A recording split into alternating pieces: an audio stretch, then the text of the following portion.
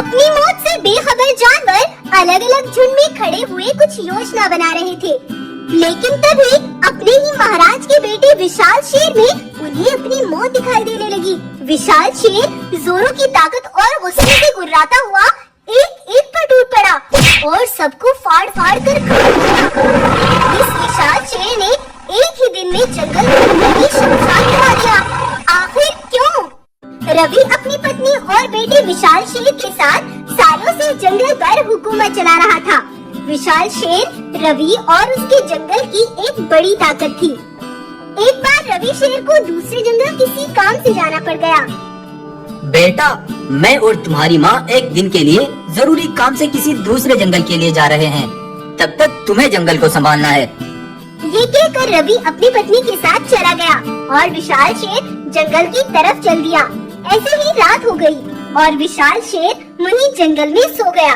लेकिन सुबह होते ही उसने अपने जंगल की एक एक प्राणी को खून में नहला दिया। हर जगह बस लाशें ही लाशें नजर आती थी। अगले दिन जब रवि अपनी पत्नी के साथ जंगल पहुंचता है तो देखता है सारे जानवरों की लाशों से जंगल छपा हुआ था। महाराज, ये एक ही दिन में हमारे जंगल को क्या हो गया? ये कौन कर सकता है महाराज? रवि और उसकी पत्नी थोड़ी और आगे चलते हैं, तभी एक बाघ मानव उनके पास आता है। महाराज, जंगल में खूनी तबाही लाने वाला कोई और नहीं, तुम्हारा अपना बेटा विशाल शेर है। अगर तुम्हें यकीन नहीं आता तो मेरे साथ चलो। रवि और उसकी पत्नी बाघ मानव के साथ जाते हैं तो देखते हैं विशाल शेर उनका बेटा एक भालू को बड़ी बेरहमी से मार रहा था। रवि गुस्से से उसे मारने के लिए उसके पीछे भागता है, लेकिन विशाल शेर तेजी से निकल लेता है और अगले दिन रवि गुफा पर उसका इंतजार कर रहा था। तो विशाल शेर खुशी से अपने माता पिता से मिलने के लिए आ रहा था, लेकिन रवि बिना कुछ सोचे समझे बहुत तेजी से उस पर वार करता है और विशाल शेर पलटकर एक भी वार नहीं करता और जिसकी वजह से वो वहीं गिर जाता है और वहीं दम तोड़ देता है। तभी उनकी गुफा पर वही बाघ मानव और एक विशाल बाघ आते हैं। रवि, मुझे देखकर कुछ याद आया।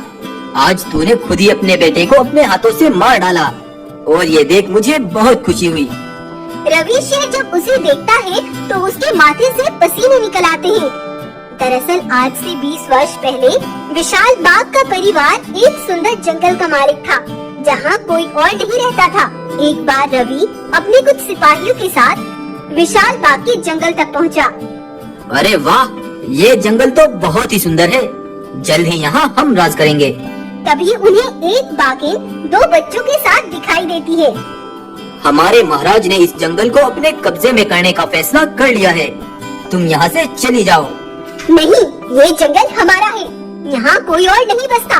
मेरे पति के आने से पहले ही तुम सब यहाँ से चले जाओ, नहीं तो अच्छा नहीं होगा।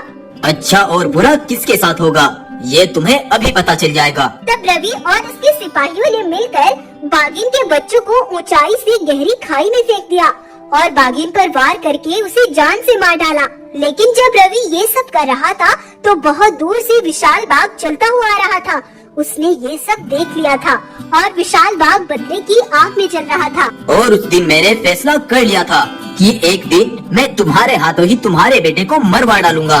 और जब तुम अपने जंगल से दूसरे जंगल गए तो मैंने तुम्हारे बेटे विशाल शेर के भोजन में बेहोशी की दवा मिला दी और वो एक जगह पड़कर सो गया। और फिर मैंने तुम्हारे बेटे के जैसे दिखने वाली एक नकली खाल को पहन दिया और फिर तुम्हारे जंगल को शमशान बना दिया। जिसके पीछे तुम भाग रहे थे वो तुम्हारा बेटा नहीं बल्कि मैं था। और सुबह तुम्हारा असल बेटा जब तुम्हारी गुफा पर आया तो तुमने खुद ही एक के बाद एक वार करके उसे अपने हाथों से ही मार डाला। नहीं नहीं, ये नहीं हो सकता, तुम ऐसा नहीं कर सकते। जब मेरा परिवार खत्म हुआ था तो मुझे भी यही लगा था। यह कहकर विशाल बाघ वहाँ से हमेशा के लिए चला जाता है और रवि की एक गलती की सजा पूरे जंगल के जानवर और अपने बेटे की मौत से चुकानी पड़ी। इसीलिए कहते हैं बदला लौट कर आता है, जैसा करोगे वैसा पाओगे। अगर आपको ये कहानी पसंद आई है तो इस कहानी को लाइक, शेयर और चैनल को सब्सक्राइब करना ना भूलिए। बुधवार की काली रात को एक रहमदिल राजा ने क्यों अपने ही सगे भतीजे को मारकर मिट्टी की 7 तह में उसे नीचे उतार दिया। फतेहपुर नाम के जंगल में 2 भाई अपने अपने परिवार के साथ रहते थे। छोटा भाई भल्लाल जंगल का राजा था और बड़ा भाई राठौर जंगल का सेवक था।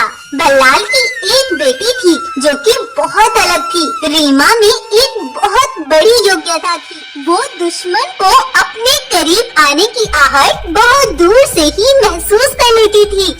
बुधवार की रात भल्लाल अपने पूरे परिवार के साथ एक दावत पर जा रहा था। तभी रीमा को कुछ महसूस हुआ। पिताजी, आराम से चलते रहो, हमारे पीछे जरूर कोई है जो हमें नुकसान पहुंचाने वाला है। आप चलते चलते आगे बढ़ते रहो, नजदीक आने पर मैं उस पर टूट पड़ूंगी। वो आगे बढ़े जा रहे थे, लेकिन तभी पीछे से एक शिकारी उन पर जोरों का वार करने ही वाला था कि पलटकर रीमा ने उस पर वार कर डाला और उसके वार करते ही उसने दम तोड़ दिए। लेकिन जब रीमा ने उसे देखा तो वो हैरान रह गई। नहीं नहीं पिताजी, नहीं, ये मैंने क्या कर दिया? मैं अपने ही चाचा के बेटे को, अपने भाई को नहीं मार सकती। ये मुझसे क्या हो गया? शांत हो जाओ बेटा, शांत हो जाओ। मैं जानता हूँ ये तुमने जानबूझकर नहीं किया। इसमें ना तुम्हारी कोई गलती है और ना हमारी। राठौर का बेटा हमें खत्म करना चाहता था। अब मेरी बात ध्यान से सुनो। राठौर अपने बेटे की मौत की छानबीन बहुत गहराई से कराएगा। हमें बिल्कुल भी ये स्वीकार नहीं करना है कि हमने ही राठौर के बेटे को मारा है। अब हमें इस सच को दफन करना होगा, नहीं तो हम पूरी दुनिया की नजरों में कातिल साबित होंगे। अब तुम अपनी माँ के साथ गुफा पर जाओ। तुम जाओ, मैं अभी आता हूँ। तब रीमा अपनी माँ के साथ वापस अपनी गुफा पर चली गई और भल्लाल राठौर के बेटे यानी अपने भतीजे को उठाकर वहाँ से बहुत दूर ले गया और एक गहरे गड्ढे में उसने राठौर के बेटे को फेंक दिया और ऊपर से एक पत्थर लगा दिया। भल्लाल ने राठौर के बेटे को इस तरह दबा दिया था कि कोई पता भी नहीं लगा सकता था कि यहाँ कुछ होगा। उधर देर रात होने पर जब राठौर का बेटा वापस नहीं लौटा तो वो बहुत परेशान हो गया। इधर रीमा भी अपने पिता के पास वापस पहुँच चुकी थी। तब रात में ही भल्लाल का परिवार पास के जंगल चले गए और सुबह तक वहाँ पहुँच गए। अरे आओ आओ, तुम तो यहाँ नए लगते हो। हाँ भाई, ये बताओ सेब किस रेट पर दिए हैं? भल्लाल वहाँ के कई जानवरों से मिलता है। अरे भाई गोरिल्ला, तुमने ये सेब किस भाव दिए? भाव की फिक्र मत करो, आपको जितने चाहिए ले लीजिए। और वहाँ के जानवरों से मिलकर वो तुरंत वापस अपने जंगल के लिए निकल जाता है। उधर राठौर के जंगल में ये खबर आग की तरह फैल चुकी थी कि उसका बेटा लापता है। राठौर ने 2 दिन तक लगातार अपने बेटे की खोज निकलवाई, लेकिन कहीं भी कोई सुराग नहीं मिला। तब राठौर ने अपनी गुफा पर कई शिकारी कुत्ते बुलवाए और अपने बेटे का खाया हुआ झूठा मांस उन्हें सुंघाया। शिकारी कुत्ते मांस को सूंघते ही दौड़ पड़े और शिकारी कुत्ते बहुत तेजी से भागे और भागते भागते एक जगह पर जाकर रुक गए और उसी जगह के चारों ओर घूमने लगे। महाराज, आसपास कहीं भी मिट्टी नहीं है और यहाँ पर बहुत सारी मिट्टी के साथ पत्थर भी है। यही कोई गड़बड़ है। जाओ सिपाहियों, देखो वहाँ क्या है। तब सिपाहियों ने वो मिट्टी और पत्थर वहाँ से हटा दिए और देखा अंदर बुरी तरह से जख्मी शेर की एक बॉडी पड़ी थी। सिपाहियों ने उसे निकाला तो वो राठौर का बेटा ही था और राठौर ने जब उसे देखा उसकी तो जमीन आसमान एक हो गया। मेरे बच्चे, ये तुम्हारे साथ किसने कर दिया? सिपाही राठौर का हौसला बढ़ाते हैं और वो सब मिलकर राठौर के बेटे का अंतिम संस्कार कर देते हैं। उधर भल्लाल एक बार फिर उसी जंगल गया। अरे आओ आओ भाई, तुम तो वही हो ना जो बुधवार की सुबह भी यहाँ आए थे? अरे नहीं नहीं भाई, बुधवार की सुबह में नहीं, मैं तो यहाँ मंगलवार को आया था। अरे भालू दोस्त आओ, मैं अभी गोरिल्ला को यही बता रहा था कि मैं पहले भी मंगलवार को यहाँ आया था। इस तरह भल्लाल ने उन सब के दिमाग में सिर्फ एक बात बैठा दी कि वो बुधवार को नहीं बल्कि एक दिन पहले मंगलवार को यहाँ आया था। उधर राठौर की पत्नी उससे कहती है, वो दुश्मन मेरे बेटे को निगल गए। उसी ने मरवाया है मेरी बेटी को। कौन दुश्मन? किसकी बात कर रही हो तुम? तुम्हारे भाई का पूरा परिवार अब तक हमसे मिलने नहीं आया और वो ना जाने रोज कहाँ किससे मिलने जाते हैं। तभी उधर से भल्लाल भी वहाँ आ पहुँचता है। क्यों मारा है तुमने मेरे बेटे को? बताओ। ये तुम क्या कह रहे हो भाई? ये मैं नहीं कह रहा हूँ। कुछ जानवरों का यही मानना है कि ये तुमने ही किया है। ये मैंने नहीं किया, बल्कि मैं तो मंगलवार को अपने दोस्त के जंगल गया हुआ था और रवि का मर्डर बुधवार की रात को हुआ था। मैं तो एक दिन पहले यहाँ था भी नहीं, तो मैं ये कैसे कर सकता हूँ? अगर तुम्हें मेरा यकीन नहीं आता तो चलो पास वाले जंगल में और वहाँ के जानवरों से पूछ लो। तब राठौर और उसकी पत्नी भल्लाल उसी जंगल पहुँचते हैं। राठौर वहाँ के जानवरों से भल्लाल के आने का पूछता है। हाँ महाराज, भल्लाल सिंह यहाँ मंगलवार को भी आए थे। तब शेरनी और जानवरों की भी तसल्ली हो जाती है कि रवि का मर्डर उसके चाचा भल्लाल ने नहीं किया। भल्लाल का पूरा परिवार बच जाता है और सब जानवरों के सामने भल्लाल का परिवार निर्दोष था। लेकिन अब राठौर की तो जैसे दुनिया ही पलट चुकी थी। वो एक बड़े अफसोस के साथ अपनी जिंदगी जी रहा था कि वो अपने बेटे के छिपे कातिल का भी पता नहीं लगा पाया। तब भल्लाल उसके पास आता है और उसे एक सुनसान जगह पर लाता है। देखो राठौर, मैं चाहता तो शुरू में ही तुम्हें सब बता देता, लेकिन इस सच को सुनने के बाद तुम और जानवर मुझे ही गुनहगार मानते। सुनो, मैंने तुम्हारे बेटे के बारे में उसके दोस्त से ही पता करवाया था। वो जंगल पर राज करना चाहता था और उस रात उसने मेरे पूरे परिवार को मारने का प्लान बना लिया था। लेकिन रीमा ने सिर्फ हमें बचाने के लिए उस पर वार किया। हमारा मकसद बिल्कुल भी उसे जान से मारना नहीं था, लेकिन उसने वही दम तोड़ दिए। और अगर अब भी तुम्हें लगता है कि मैं गुनहगार हूँ तो मुझे माफ करना। नहीं भल्लाल, उसने गलत कदम उठाया और अपने हिस्से की सजा भी पाली। बस इस राज को हमेशा राज ही रखना। राठौर को अब सच्चाई का पता चल चुका था। उसने फिर से अपनी एक नई जिंदगी शुरू की। तो आपको आज की ये कहानी कैसी लगी, हमें कमेंट करके जरूर बताएं। सालों की प्रार्थना के बाद बाला, शेरनी और भीमा की जिंदगी में खुशियाँ लौटने वाली थी, लेकिन तभी उनके पास एक बड़ा तांत्रिक आता है। मैंने वो देखा है जो सच होने वाला है। बर्बादी का समय बहुत निकट है। सब तबाह होने वाला है। एक काली शक्ति जन्म लेने वाली है। तांत्रिक जी, ये आप कैसी बातें कर रहे हैं? क्या होने वाला है? हे बाला शेरनी, मैं तुम्हारे कोख में पलने वाली इस बच्चे की ही बात कर रहा हूँ। ये बच्चा पैदा होने के 7 साल बाद ऐसी तबाही मचाएगा कि कोई भी इसे रोक नहीं पाएगा। इसीलिए पैदा होने के तुरंत बाद हमें इसे मारना होगा। ऐसा नहीं किया तो ये तुम्हारे जंगल के लिए कलह बन जाएगा और ये तय है। बकवास की भी हद होती है। ये तुम क्या अनाप शनाप बोले जा रहे हो? चले जाओ यहाँ से। मैं अपने आने वाले बच्चे के बारे में और एक भी शब्द नहीं सुनूंगा। तांत्रिक वहाँ से चला गया, लेकिन इस खबर को सुनने के बाद बाला पूरी रात परेशान रही। हे ईश्वर, ये मेरे साथ क्या होने वाला है? सालों की प्रार्थना के बाद मेरे घर में मेरी संतान की किलकारियां गूंजती और मेरा भी एक परिवार बनता। लेकिन तांत्रिक की उन बातों ने मेरा सीना छलनी कर दिया। मैं नहीं जानती उनकी उन बातों में कितनी सच्चाई है, लेकिन है प्रभु, तो इस बच्चे के लिए हमें कभी मायूस मत करना। उधर राठौर नाम का एक लुटेरा गुस्से में आपे से बाहर हो रहा था। मैं उसकी जिंदगी तबाह करके रख दूंगा।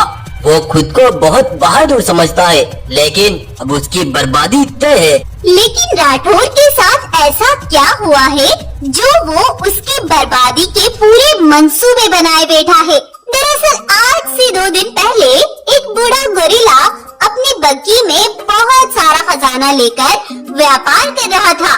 बूढ़ा गोरिल्ला उस खजाने को देकर पैसे बनाना चाहता था, लेकिन सुबह से शाम हो गई और उसे एक भी ग्राहक नहीं मिला। तब राठौर उसके पास आता है और कहता है, अरे भाई, तुम बहुत थके थके लग रहे हो। लगता है आज एक भी ग्राहक नहीं मिला। हाँ भाई, सुबह से शाम हो गई, लेकिन मेरे खजाने का एक भी बक्सा नहीं बिका। चिंता मत करो गोरिल्ला भाई, अभी एक ग्राहक यहीं से गुजरा है। तुम चाहो तो मैं तुम्हें उस तक लेकर जा सकता हूँ, और तुम थक भी गए होंगे। लाओ, ये बग्गी मेरी पीठ पर डाल दो, तुम्हारा बहुत एहसान होगा भाई। चलो चलते हैं। तब राठौर उस बग्गी को लेकर चल दिया और गोरिल्ला भी उसके पीछे पीछे चल दिया। वो दोनों थोड़ी दूर तक चलते हैं, लेकिन थोड़ी दूर चलने के बाद अचानक गोरिल्ला के ऊपर एक पिंजरा गिरता है और गोरिल्ला उसमें कैद हो जाता है। अरे राठौर भाई, मुझे यहाँ से निकालो। तुझे मैंने यहाँ से निकालने के लिए थोड़ा ही अंदर किया है। यही तो मेरा व्यापार है, बातों में उलझाकर फंसाकर माल हासिल करना। बेवकूफ गोरिल्ला, अब तू मर यहीं पर, मैं तो चला। इस तरह से राठौर वहाँ से खुश होता हुआ उस बग्गी को लेकर चल दिया। ये तो मेरी आज तक की सबसे बड़ी लूट है। मजा आ गया, इतना सारा खजाना मैंने इतनी आसानी से लूट लिया। अब बस इसे देकर मैं इससे पैसा बनाऊंगा। राठौर यहाँ से गुजर ही रहा था, आज इसी जंगल में भीमा भी आया हुआ था। वो राठौर के पास आता है। मैं पास के जंगल का सौदागर हूँ, क्या तुम ये माल बेचने के लिए ले जा रहे हो? हाँ, मैं इस खजाने को बड़ी मेहनत से लेकर आया हूँ और मैं इसे नगद ही बेचूंगा। कई सालों से सौदा खरीदने बेचने का अनुभव है मुझे। चिंता मत करो, तुम्हें नगद पैसा मिलेगा। दिन ढलने वाला है, जल्दी से चलो, नहीं तो ग्राहक चले जाएंगे। भीमा और राठौर उस ग्राहक तक पहुँचने के लिए चल देते हैं, लेकिन वो वहाँ तक पहुँचने के लिए आगे बढ़ ही रहे थे कि तभी शेरों की एक बड़ी सेना ने उन्हें घेर लिया। अरे ये क्या, ये तुम क्या कर रहे हो? जैसा करोगे वैसा पाओगे। जब तुम उस बूढ़े गोरिल्ला के साथ दगाबाजी कर रहे थे, तब मैंने वे सब देख लिया था। तुम्हारा काम यही है ना, जानवरों की रोटी रोजी से खेलना और उन्हें दुख पहुंचाना, लेकिन मैं ऐसा होने नहीं दूंगा। भीमा ने खजाने से भरी वो बग्गी राठौर से छीन ली। अगर तुझे अपनी जान बचानी है तो चला जा यहाँ से, नहीं तो सिपाहियों मार डालो इसे।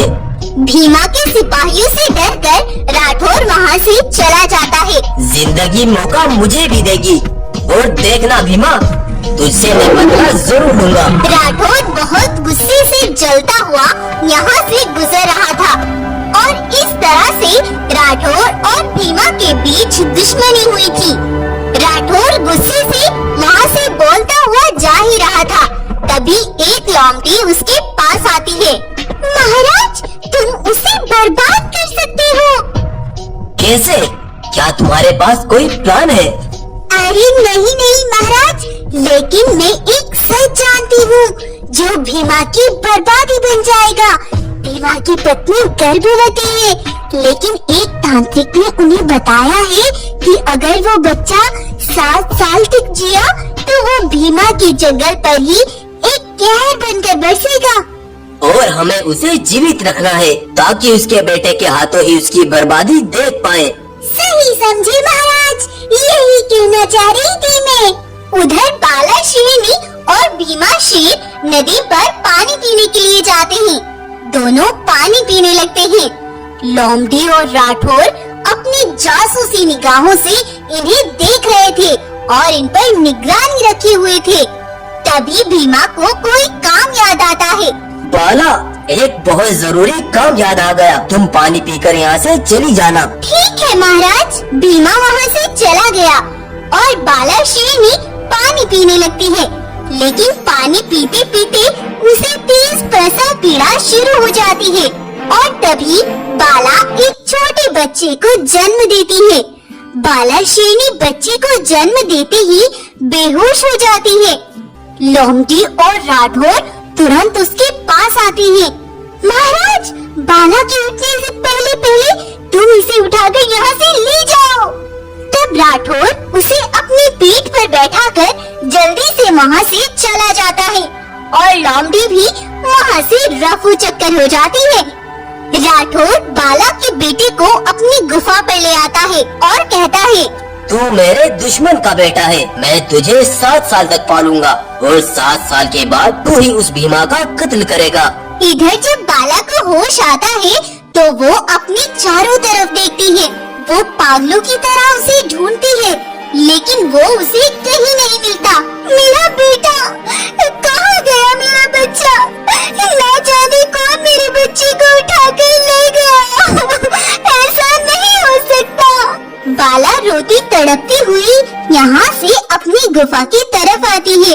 भीमा, जब तुम नदी से वापस आए तो हमारा एक बेटा पैदा हुआ और मैं बेहोश हो गई, और जब तक मुझे होश आया हमारा बेटा वहाँ नहीं था। भीमा, नहीं बाला, नहीं, ऐसा नहीं हो सकता। कोई उसे ऐसे हमसे छीन कर नहीं ले जा सकता। तुम चिंता मत करो, हम मिलकर उसे ढूंढ लेंगे। तब भीमा और बाला ने उसे ढूंढना शुरू कर दिया और उसके इश्तहार जगह जगह पर लगवा दिए। बहुत तलाश करने के बाद भी बाला और भीमा को उनका बेटा नहीं मिला। इधर बाला और भीमा इसी दुख के साथ जी रहे थे और उधर राठौर बाघ उनके बेटे को पाल रहा था। कई साल ऐसे ही बीत गए। एक बार भीमा के जंगल में एक सुनहरा विशाल रंगीन शेर घुस आया। विशाल रूप लेकर जानवरों का खून पीता था और दिन में साधारण बन जाता था। सुबह उन जानवरों को जब बाकी जानवर देखते तो उनकी रूह कांप उठती। वो उन जानवरों को अपनी पीठ पर उठाकर महाराज भीमा की गुफा तक ले गए। रोज रात में दप दप और ठप ठप की आवाजें आती है और सुबह यूं हमें मरे हुए जानवरों के ढेर मिलते हैं। ऐसा कौन कर सकता है? वो जो भी है, आज नहीं तो कल मैं उसे तलाश कर ही लूंगा और उसका खात्मा करके ही रहूंगा। ये कहकर भीमा वहाँ से चला गया। जब तलाश करेंगे पता नहीं जब ये आधे क्या के कर जाए, रहे हैं। आधे जानवर मौत के घर कब वो पे दिन जाएंगे। आएगा? और जब तलाश करेंगे अपना बेटा तो लापता हो ही गया, इसे दूसरे के बच्चों की क्या खबर होगी? शांत हो जाओ सब। महाराज भीमा ने तुम सबको यकीन दिलाया है ना कि वो कातिल का सामना जरूर करेंगे। मुसीबत पड़ने पर यूं बातें बनाने से ज्यादा बेहतर है तो महाराज को हिम्मत दो, उनका साहस बनाओ, उनके लिए एक ढाल बनकर खड़े हो। उधर कई सालों बाद वही तांत्रिक राठौर के जंगल से वापस लौट रहा था। तब उसने देखा एक बाघ शेर को पाल रहा है। तांत्रिक ने जब ये देखा तो उसे बहुत अजीब लगा। वो राठौर के पास गया। अरे बाघ भाई, तुम इस शेर को क्यों पाल रहे हो? मैं तबाही देखना चाहता हूँ। इसके बाप भीमा की ये साधारण शेर नहीं है। जन्म से पहले एक तांत्रिक ने बताया था कि 7 साल बाद ये एक कहर बनकर अपने ही जंगल पर बरसेगा और अब मैं इसे भीमा के ही जंगल पर छोड़ने वाला हूँ। शेर एक तूफानी शेर है। अगर तुम अपनी दुश्मनी का बदला पूरा करना चाहते हो तो अब इसे उसके जंगल पर छोड़ दो। तब राठौर ने भीमा के उस बेटे को छोड़ दिया और भीमा का वो बेटा भागते हुए गया।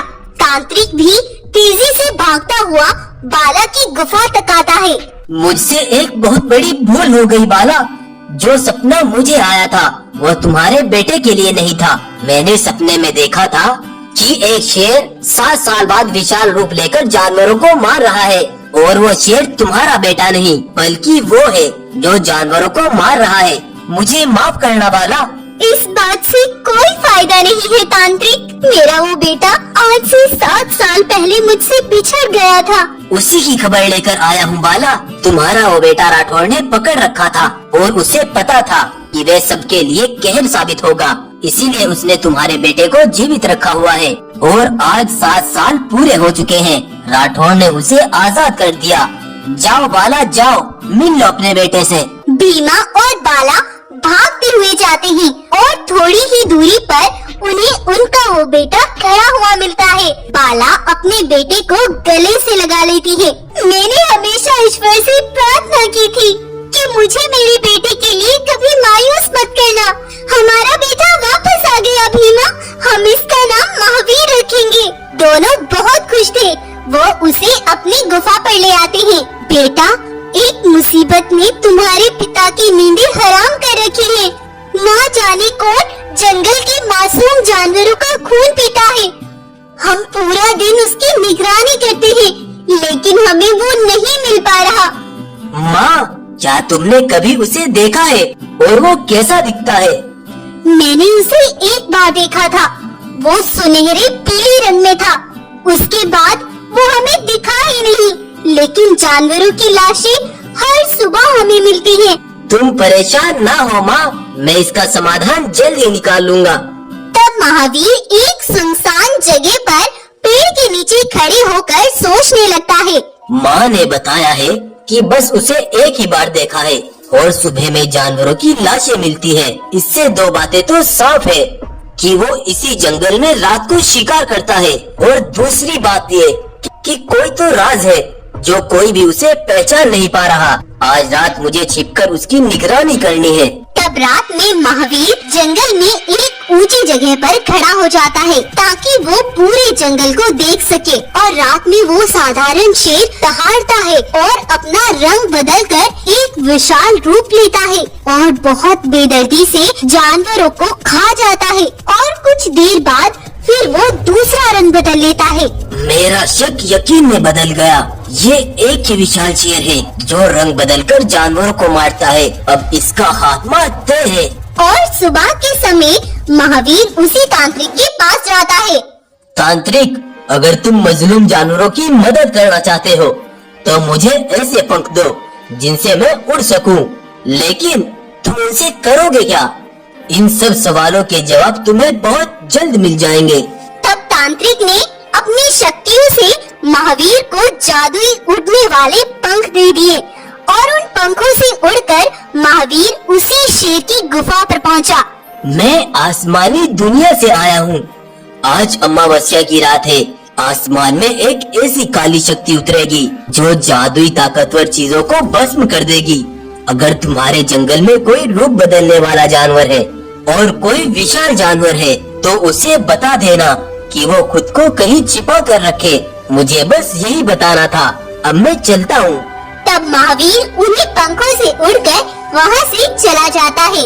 ये तो मेरे लिए बहुत बुरी खबर है, लेकिन अच्छा हुआ इस जादुई शेर ने ये बात मुझे ही बताई। एक रात के लिए मैं किसी भी तरह बिना शिकार के रह लूंगा और मुझे उस काली शक्ति से कहीं छिपकर रहना होगा। और फिर अमावस्या की काली रात में जब वो फिर से रात को विशाल रूप में आया तो उसने खुद को एक गुफा में कैद कर लिया और अपनी गुफा में एक पत्थर लगा दिया। और बाहर से महावीर ने एक बहुत ऊंची दीवार उस गुफा के सामने खड़ी कर दी।